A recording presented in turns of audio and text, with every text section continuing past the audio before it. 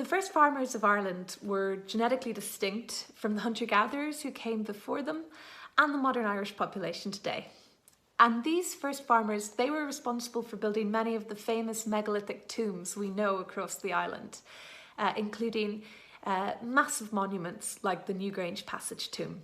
Newgrange is a focal point of Brúna, one of Europe's most spectacular ritual landscapes. It's often compared to Egypt's Valley of the Kings. The inside of the mound contains a single narrow passage which is aligned to the winter solstice. And only a select few people would have gotten to view this every year. Why was it built? Who was buried within it? And we found evidence that it was an elite class who drove its construction. We sequenced the genome of an adult male buried from right within the heart of the chamber. And this man, he turned out to be extremely inbred. So we could confirm his parents were first-degree relatives. So that would be full siblings or parent and child. There is an anthropological precedent for this. Elites, they break rules, they break incest taboos to separate themselves from the general population.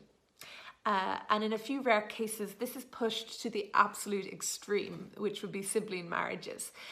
Now, these are still typically restricted to a royal family who are perceived as godlike or divine, and thus they're sort of exempt from normal social convention.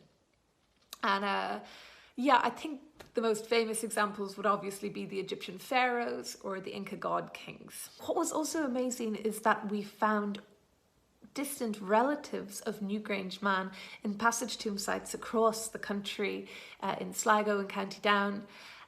So it looks like this was a powerful extended kin group who had access to elite burial in many regions for a number of centuries. The most poignant discovery that we made came from Pulnabrone, which is a beautiful megalith in County Clare.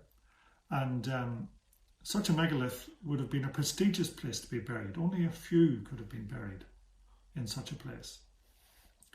And an infant boy from Pulnabrone, we found 3 copies of chromosome 21. So he had Down syndrome. And this is the earliest yet recorded incidence of Down syndrome.